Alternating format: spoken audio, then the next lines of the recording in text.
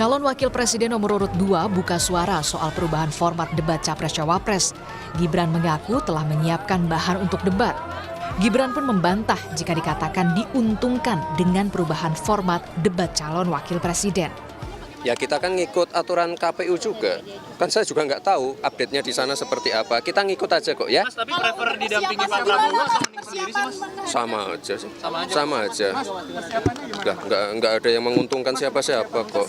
Persiapan debat apa, Mas? Udah. Mas, tanggapan pihak yang bilang akan menguntungkan Mas Gibran? Nggak menguntungkan. Sama aja. Ada beberapa. Calon Wakil Presiden nomor urut 3 menanggapi manuver KPU dengan setengah bercanda. Mahfud mengaku siap mengikuti apapun yang digagas oleh KPU. Enggak apa-apa, itu urusan KPU. Saya disuruh debat, setuju, disuruh lomba menggoreng martabak, setuju aja, biar KPU. Lantas, apa kata calon wakil presiden nomor urut 1? Seperti Mahfud MD, Muhaimin mengaku siap mengikuti aturan yang dibuat oleh KPU. Saya nurut aja apa, pokoknya maunya KPU kita ikut. KPU model apa aja itu kewenangan KPU. Apakah ini ada calon yang paslon yang diuntungkan gitu guys dengan aturan Saya ini? nggak tahu lah, tanya KPU. Yang jelas saya pada posisi sama Mas Anies nunggu saja apapun yang menjadi keputusan KPU. Telunjuk publik kini mengarah ke Komisi Pemilihan Umum. Buntut dirubahnya format debat calon wakil presiden di pemilu 2024. Namun KPU membantah aturan ini menguntungkan salah satu pasangan karena sudah sesuai aturan Undang-Undang Pemilu dan Peraturan KPU. Tegaskan tidak ada yang mengintervensi KPU. KPU hanya ingin menampilkan desain debat ini yang terbaik. Kami merujuk pada peraturan perundang-undangan yang tadi di awal sudah saya tegaskan. Pasal 277 ayat 1 beserta penjelasannya itulah yang menjadi rujukan kami dalam menyusun pasal 50 ayat 1 peraturan KPU nomor 15 tahun 2023. Berbeda dengan pemilu kali ini, pada 2019 yang lalu KPU melakukan format 2 kali debat Capres-Cawapres, 2 kali debat Capres, dan 1 kali debat khusus calon wakil presiden. Sementara untuk di Pilpres 2024 ada perubahan format, 3 kali debat Capres didampingi Cawapres dan 2 kali debat Cawapres didampingi Capres.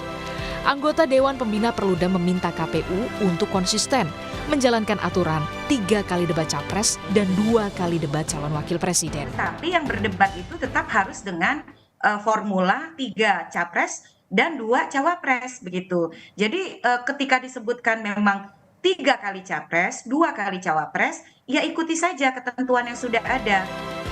Debat pasangan calon presiden dan wakil presiden merupakan bentuk lain bagi publik untuk mengetahui calon pemimpinnya. Yang pasti, apapun formatnya, debat Capres-Cawapres harus tetap bisa jadi ajang publik menilai kualitas ketiga kontestan. Tim Liputan, Kompas TV.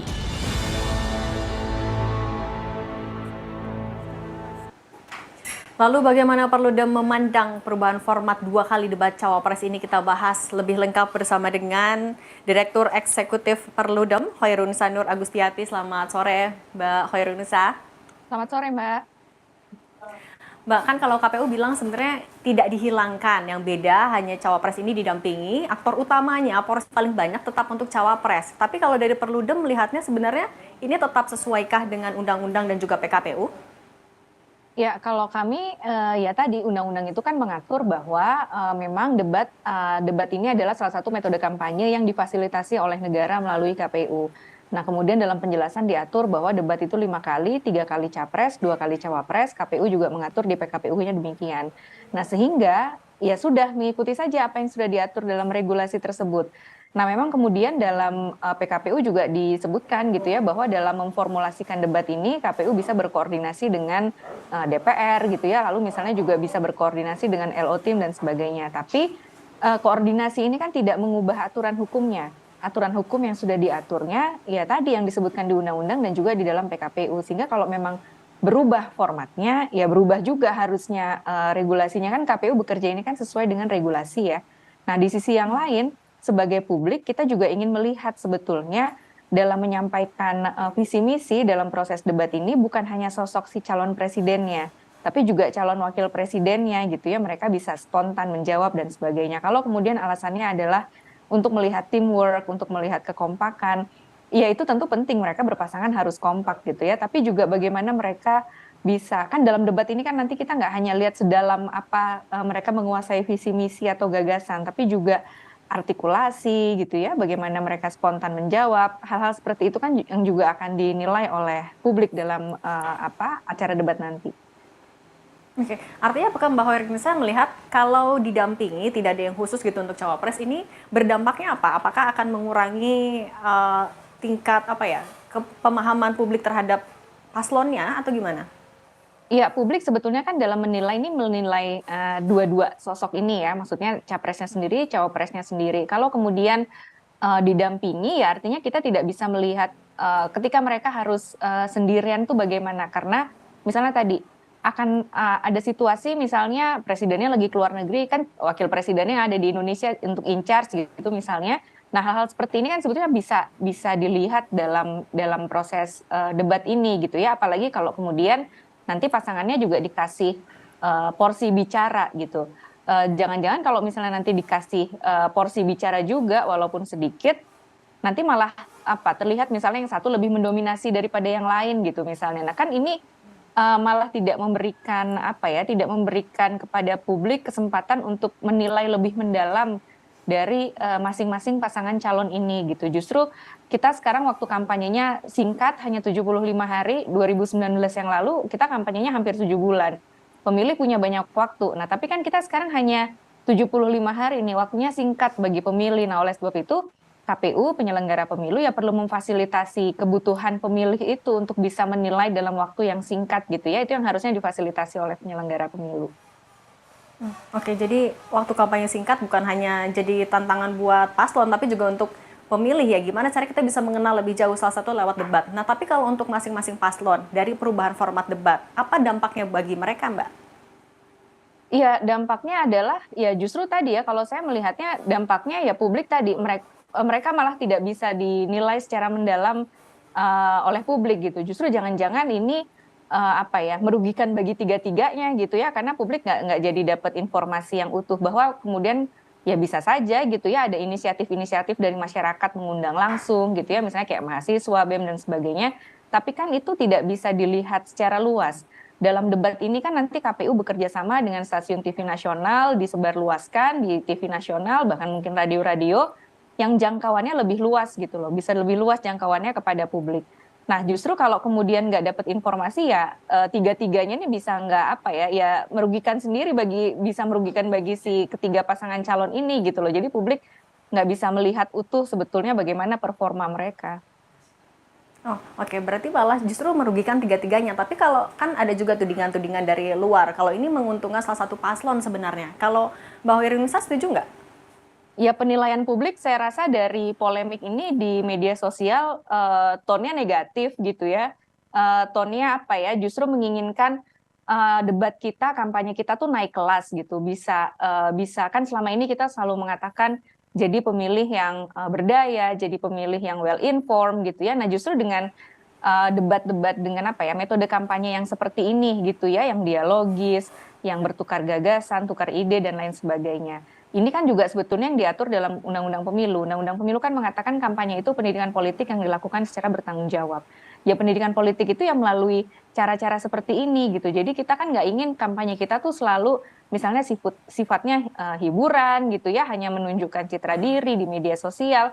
Tapi dengan pemilih nanti yang mayoritas adalah pemilih muda, lebih dari 50% adalah pemilih muda, saya rasa daya kritisnya masyarakat tuh semakin tinggi gitu loh. Nah, itu yang seharusnya kita bisa dapatkan ya dalam proses kampanye melalui debat ini.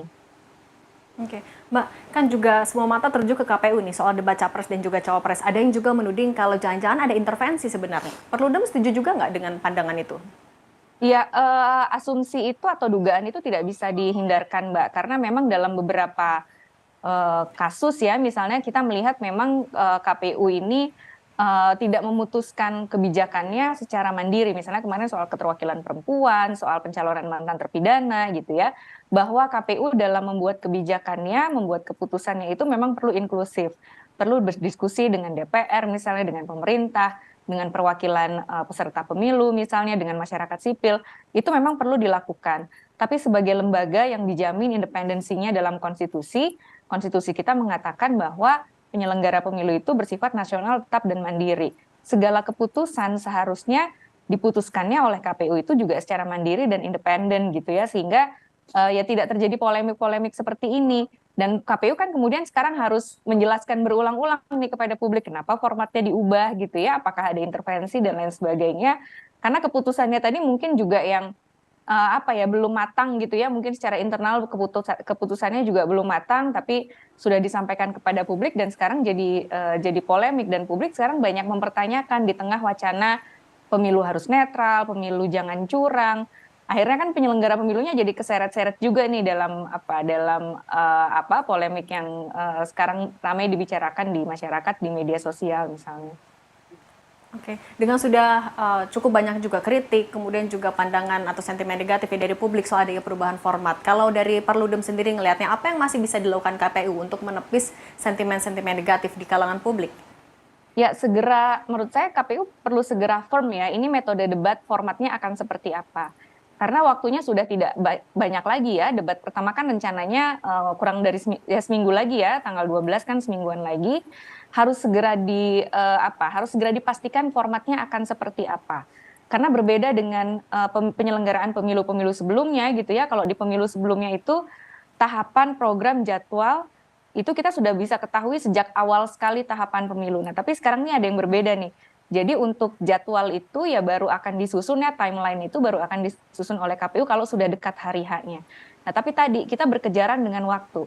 Kalau KPU-nya belum firm gitu ya, jadi ini masih didiskusikan misalnya dengan perwakilan peserta pemilu, masih didiskusikan dengan internal. Sementara waktunya udah nggak panjang, udah minggu depan ya, udah mau debat pertama, supaya pelaksanaannya pun bisa lebih maksimal gitu loh. Kan ini yang ditunggu publik ya. Kita tadi ingin kampanye naik kelas, kampanyenya tidak sekedar hiburan, tidak sekedar menunjukkan citra diri. Nah, ini ditunggu oleh publik sebetulnya, sehingga KPU-nya menurut saya bisa lebih cepat gitu ya, memastikan seperti apa, mendengarkan masukan publik, dan juga bisa memahami kebutuhan publik ini. Sebagai pemilih tuh membutuhkan ya tadi kita dorong pemilih lebih berdaya, pemilih lebih cerdas ya, bisa difasilitasi oleh penyelenggara pemilu yang memang diberikan kewenangan oleh undang-undang.